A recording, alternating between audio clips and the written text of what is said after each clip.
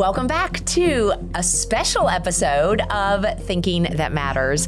I'm Elizabeth Mahusai, your podcast host, but today I am turning the reins over to my dear friend, Lisa Hammett, fellow international best-selling author, coach, all the things, speaker. She and I we go way back. Yes, so do. I'm going to stop talking and you're going to take over. Yay, I'm so excited.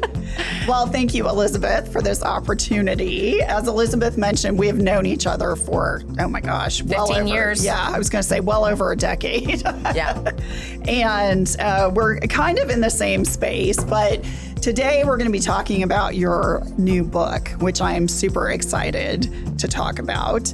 And for those of you who are listening or viewing, it's Pick Your Path, 21 Days to Set Your Leadership on the Right Course. Yes. So tell the audience, kind of, Pick Your Path is really this big the thing that you envision Yes. over years down the road. And you had your first book. Yes. So here's the second. And I know it's moving into probably some other. Third, fourth. Exactly. So why did you choose Pick Your Path? So Pick Your Path actually came out of a meeting that I had with a dear friend. Her name is Emmy. Because I want to give her credit. Her name is Emmy Brown. She works with Southwestern Consulting. She's one of the founding partners there. And I had my original, what I call my signature keynote, which then was called Transform My Thinking or Transform Your Thinking. And when we were going through a recording of that keynote, and she and I were batting ideas back and forth about how could we retool the title that, one, makes it more marketable. It also is in alignment with the overall messaging, and it has a long tail of what we can do with it. And Pick Your Path came out of that conversation, and I was like, I love that. And she actually made reference to children's books that choose your own. I can't remember the exact name, but it's basically like you get to choose your own path or your own journey. And I thought that is in alignment with this passion that I have for helping people have transformation in their thinking. It's always going to be rooted back to that, although I'm becoming more clever in how I say it. But that is the idea of it, is that oftentimes we are overwhelmed by all the things we think. It's helping people bring it down to a manageable thought process, right? I can either pick the path of this thinking or I can pick the path of this thinking. Which serves me better? I love that. So that's the foundation of where Pick Your Path came from. Nice. And that especially for women too, because we tend to juggle everything. Well, that spider webbing is a real challenge. And I mean, to the point for the listener, men, they compartmentalize. They do. It's easy for them. They can shove down, whether it's emotion, feeling, the thinking, and they can focus on what's right in front of them. For us, I mean, we're thinking about 15 other things while we're trying to think about this one thing. I could be looking at you going, she's assessing my hair, my clothing, my, right? Or what I'm saying, or how articulate I am. We could be thinking about 100 things at one time. Being able to pick our path of thinking matters. Oh, absolutely. It's huge. So your new book is different, clearly, from the first one. So tell our listeners what the difference is, the primary difference between the two. So the first book, Pick Your Path, is 21 Days to Set Your Mental Autopilot on the Right Course. It's where I lay the groundwork for how the brain is capable of transformation in one's thinking. And because we do have a mental autopilot that is occurring. And you know this, because I've heard you say it directly, that we may think 60 to 70 to 80,000 thoughts a day, 90% or more are a repeat from the previous day. So I tell people, if you were thinking negative yesterday, you're likely thinking negative today. So the setting your mental autopilot on the right course was designed to be a back of house offering from when I deliver my keynote, Pick Your Path. So they have a takeaway, an actual working book that allows them to put into practice what they just learned. That was the original intent. But then the book became more than that because I had people that I knew, people that I was coaching, leaders that were like, I need to read this on repeat every 21 days to help me pick my path of thinking. And then then that led into whole organizations taking women's groups as an example through it. So that's where the first book started. But I always had in mind a series. So where it would become more specialized in the messaging. And that's book 2. That's the first of the series that is really specialized on leadership. So 21 days to set your leadership on the right course. There are 21 pick your path lessons that I'm speaking to the leader that's reading. And what I say is they could be leading themselves. They could be leading a small team. They could be leading thousands of people, but everyone is leading. Okay. And so each lesson is designed to get them to think through the different pathways of leading. So for example, am I going to be proactive or am I going to be reactive? That is a thought pattern that I choose. Yes. And the thought pattern that I choose is going to determine ultimately what I get as a result of that. True. So every day provides them learning, a lot of examples, and then they have usually 2 to 4 reflection questions to process the information. I love that. What are some of the biggest challenges? Because I know you speak to a lot of leaders through your coaching and in person. What are some of their biggest challenges and how does this book address that? That's a great question.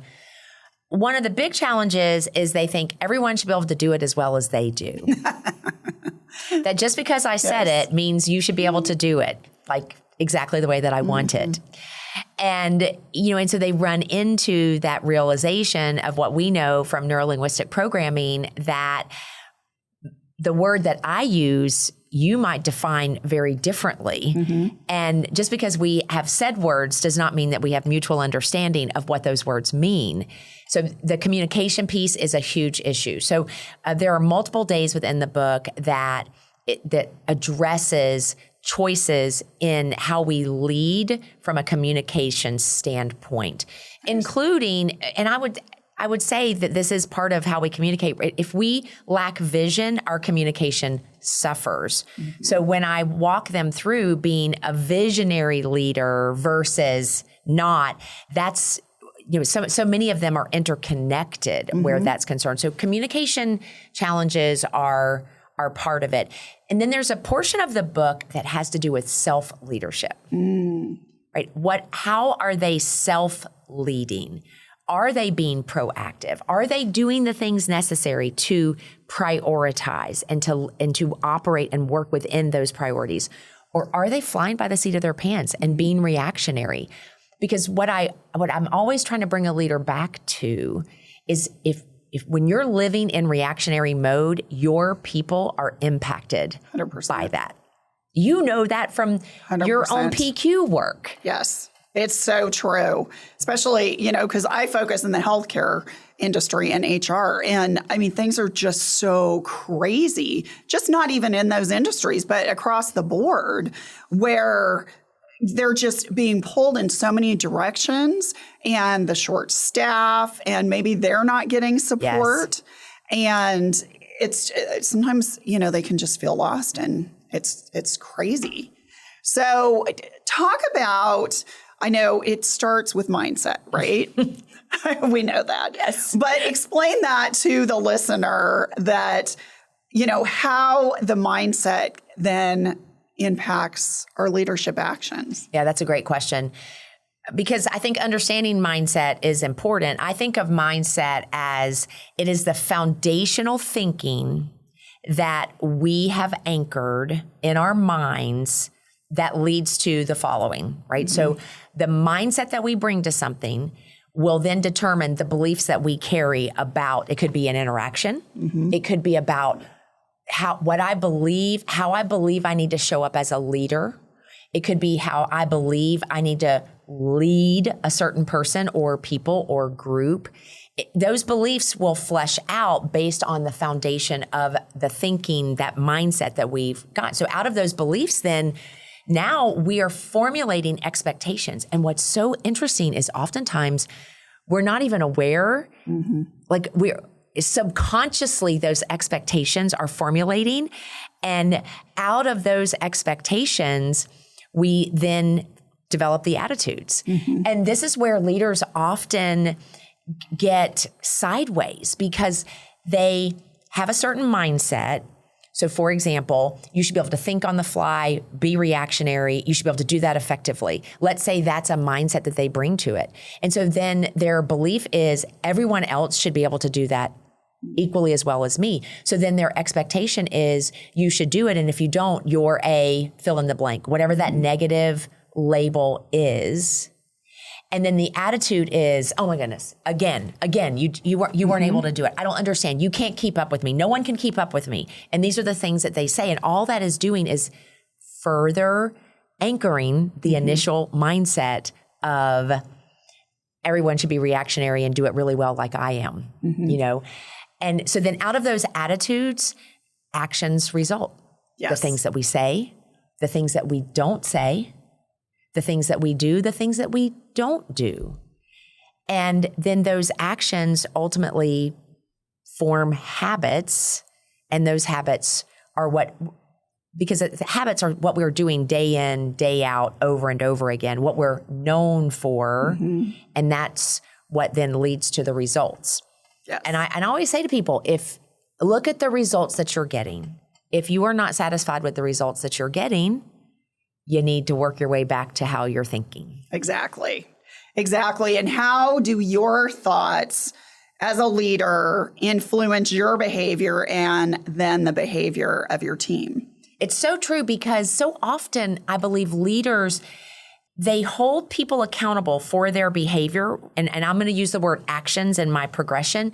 They hold people, or they want to hold them accountable for their actions, or they want to complain about their actions because they're not holding them accountable. Right. But they're neglecting to look at the role they've played in getting there. So hands down, I agree with you. A leader's thought process ultimately impacts the people that they lead for the good or for the bad. Yes. We cannot escape it. We can't. No. I recently had a conversation with somebody that I had met on LinkedIn, and I think it's applicable to what we're talking about today. And it was about toxic work cultures. Yes. And how, leaders are not getting the support that they need oftentimes in their jobs and how they can influence others.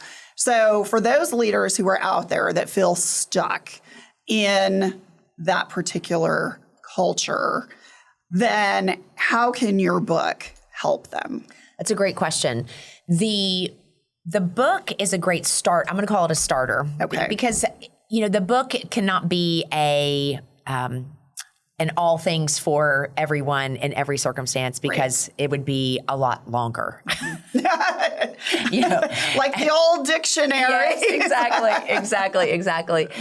And the reality is I intentionally chose 21 days to better ensure that people complete the book. I love that. I intentionally did that. Okay. I could have had a lot more days. Right. But I really wanted to bring it down to 21 because I wanted to increase the likelihood. Because as an author, the number of books that go unfinished is high. It's a high percentage. So there's that. First is that the book would allow them to begin to self-reflect. And on some chapters, they're going to go, I'm doing a good job there. Other chapters, they're going to go, that right there, I don't think I even realized I needed work there, but I clearly need work there. And other chapters, they're going to go, I don't even know how to answer that because I'm uncertain, right, of where I am. And that's where you and I both being coaches, we know the value of outside perspective, seeking that out. so that you can have, it's exactly, for example, it's exactly why I asked you to do this with me about the book, because I knew you would ask questions and you would engage with me in response to those questions in a way that would be more meaningful for the audience to know about the book. Mm-hmm. Because there's value in your outside perspective, the way you think, the way you view the world. The same is true for the book. So it's designed to help them start ultimately with the self-reflection and then empower them to start taking action, whether it's making small changes, that could be getting outside perspective, having crucial conversations, adjusting the clarity of their vision, the accountability that they have or don't have in place. It's meant to be, in a sense, a launching point for some of those leaders. Nice. And also to help them better articulate where they do need help. Okay. So do you see this for more of a seasoned leader or more of a new leader or really everyone? That is a great question. You ask good questions, Lisa. I'm just saying, that's probably like my fourth time saying that. I'm like, that's always a good marker of a good coach or a good interviewer.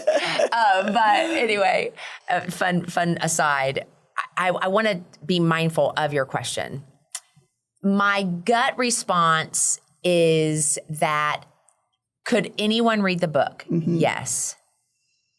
For someone who hasn't had a lot of experience leading other people, mm-hmm. they are going to be more limited in the principles and the learning that they glean. Now, could it be a good intro into, so they know I want to be a leader, so I want to get on the front side. So in that case, it's helpful because mm-hmm. they could go, I don't really know a lot about emotional intelligence. This seems important based on this chapter, because that's one of the chapters. So I need to go out and learn more about emotional intelligence. For the seasoned leader, I would say it's going to be most impactful for the leader who is open-minded to taking a hard look at their leadership, and then they are not stuck on, I'm always right. Nice. Because someone who comes to the book with, maybe I'll learn something. Maybe this will impact me.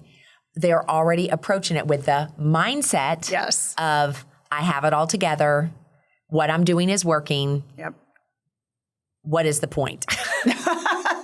When there are those out there. And the progression is, my expectation is I'll get very little, or my belief, I'll get very little. So I expect it to not be impactful. So my attitude is maybe I will, maybe I won't, or I won't finish it. Right. Mm-hmm. I believe that's a lot of the reason why books aren't finished in many cases is because they don't want to address the things that it's bringing up in them. And so I would say ideally it is a seasoned leader who is open-minded to growth in their leadership. I love that. So as they're going through the book, kind of what is your expectation on the type of transformation, personally, professionally, by the end of that 21 days? And then what would be like the next step for them? So my expectation would be one, better self-awareness, which in the emotional intelligence framework, when we lack self-awareness, we also typically lack self-management. We're not regulating our emotions. Right. So we tend to go off in the workplace or in whatever group where we're leading because we're not even self-aware. This is how we're showing up. So one of my expectations would be they would finish the book with a greater self-awareness and some tools and principled approaches for self-managing the way in which they show up as a leader. All right. That's then to continue on that framework. As a result of that, they're in emotional intelligence, they say social awareness and social management. I might say leader awareness and leader management. The leader is more aware of their people. They're more curious to better understand the thinking of those that they lead, how they're showing up, and then what is underneath the why they show up that way. Nice. right? So that's more of the leader awareness. And then as a result, the way in which they manage, the way in which they lead ideally improves because they're putting into practice asking better questions, for example, which is one of the things that I talk about. Better clarifying their vision and then articulating it as another example. Your question about what would next steps be? That could come in a variety of ways. For example, it could be that they go, I want to bring someone in, right? That can really speak to this for my group. And there's so much value in that because they're leading by example. Hey, I learned that I could learn more and I want everybody else to benefit. I want to learn more and you get to benefit from this person coming in to help us learn more. They might seek out coaching, right? Because they're desiring to have that outside perspective. That it also could lead them to pick up other books. I referenced several other books in Pick Your Path, the leadership book, this newest book. Books from Dr. Benjamin Hardy, different books that are incredibly impactful for a leader. So those would be some of the outcomes that I would expect for a leader that goes through it. I had a leader on the first Pick Your Path book. His name is David. He founded a large company and I sent him the book. We were working together and he started going through the book. He's like, I'm going to be reading this book on repeat. Every 21 days, he goes, I'm recognizing that I need the reminders that this book, for some of it, it was reminding him, like, I know that, but am I doing it? Yes. And other days were like, oh, I didn't really think about it that way. So now we gain a new perspective, which allows us to behave, in a more self-aware, self-managed way. And, and that really would be my desire is that people are like, this is a working book. Yes. That allows me to continue to grow as a leader. And I love that.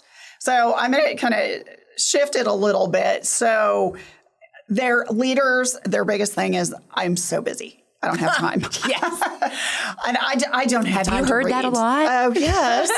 I've got so much on my plate and I'm pulled in so many different directions. I think I need this. I know I do, but I don't have the time. Yeah. What would you say to that? And how could you make this manageable for those type of individuals so that they can really see the value? Well, there's so many pieces to my answer there.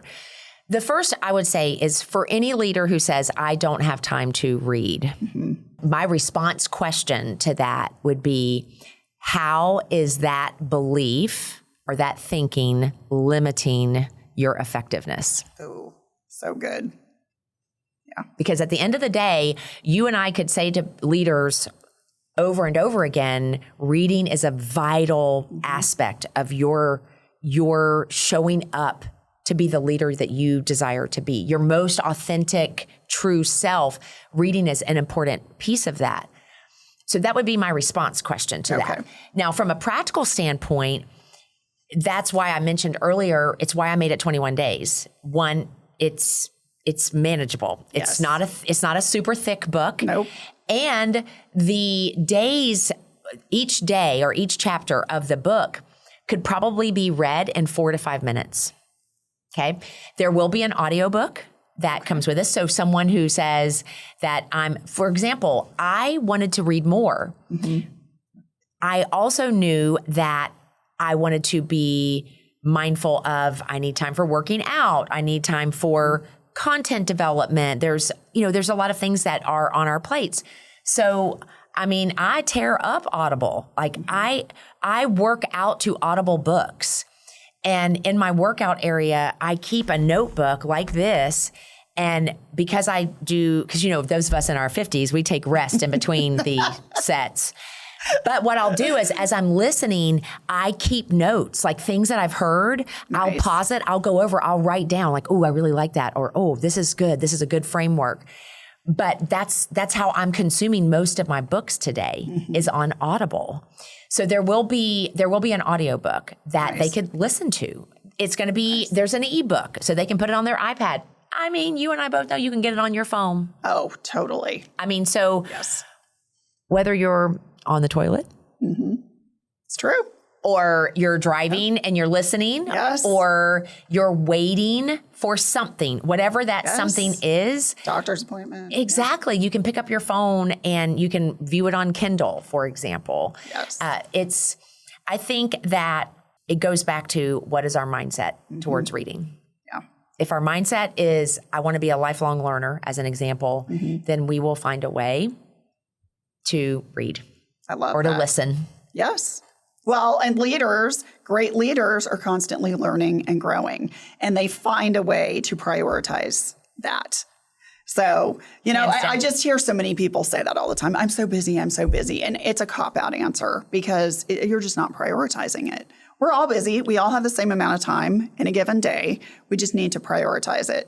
So. Well, that's why I believe one of the books I was listening to, it talked about Atomic Habits. Oh, my favorite. Atomic Habits, yes. organically, is one of the top sellers, multiple days of the year. Yes. And I believe that one of the best things that I pulled from Atomic Habits, I was already doing it, but to your point about this busy thing that we tell ourselves, Yep. I don't even like the word. Because busy is not the same as productive. And we 100%. have equated those two things in our culture. But Atomic Habits, one of the best things that I got from there was to be able to articulate habit stacking. Yes. So I'm in the habit of working out. Yes. So I added a habit of listening to a book while I work out. I'm accomplishing both working my body and working my mind. It's a habit stack. And I have multiple habit stacks. Yep. And that's one of the things I challenge leaders. I'm like, where do you need to habit stack? And it's so much easier to remember. It's one of the best ways to formulate that habit.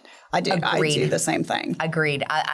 It would be fun for us to do a podcast episode on just habit stacks. Oh, let's do it. That would be fun. I like that. I like that it. idea because we can, and maybe the approach will be habit stacking for leaders. Yes. Ooh, yes, pound it. got yes. it. Okay. All right, we're going to schedule that. All right, I love it. Let's do it. Sorry. That's awesome. Okay.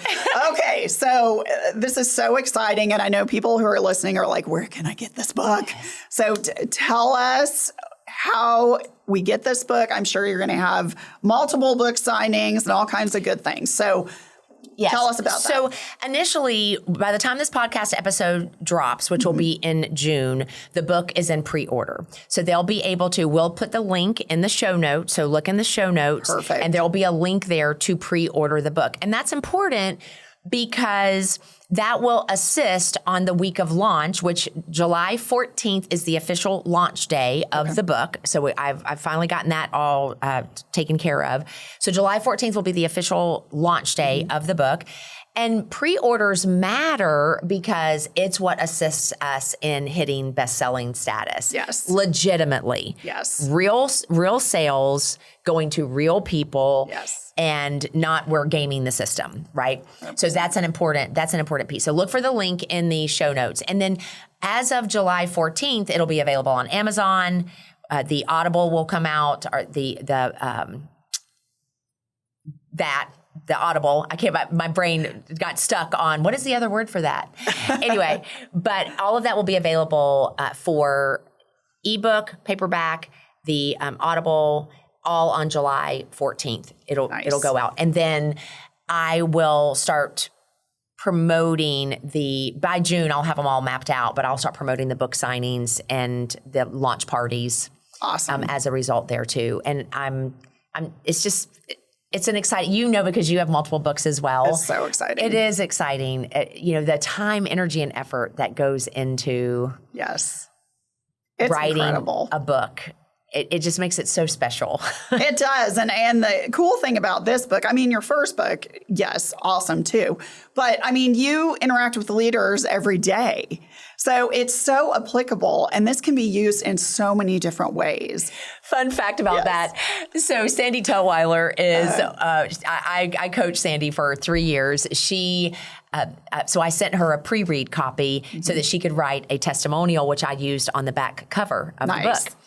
And when she and I were connecting after she had read the number of chapters that I sent her, she goes, I was reading and I was like, oh, that's about me.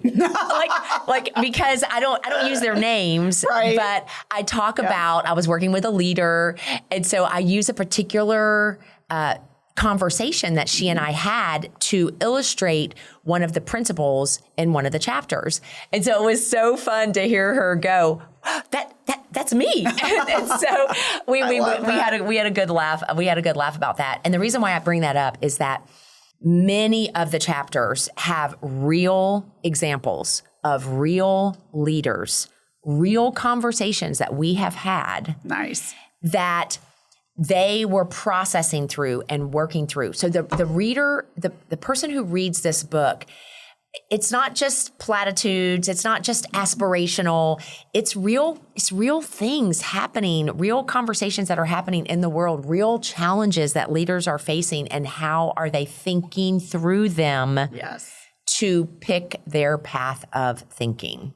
And that's really, I'm very passionate about using strong examples where people can connect. They can relate. And it resonates with them.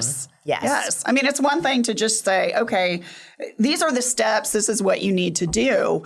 But a lot of people really need that real life example in order to solidify what it is. Agreed. So, yeah, I love that. So this has been amazing. Thank you so much. So excited. I can't wait for my autographed copy. You will be getting one. Yay, I can't wait. So yes, I'm just thrilled for you and all your success. Thank you, Lisa.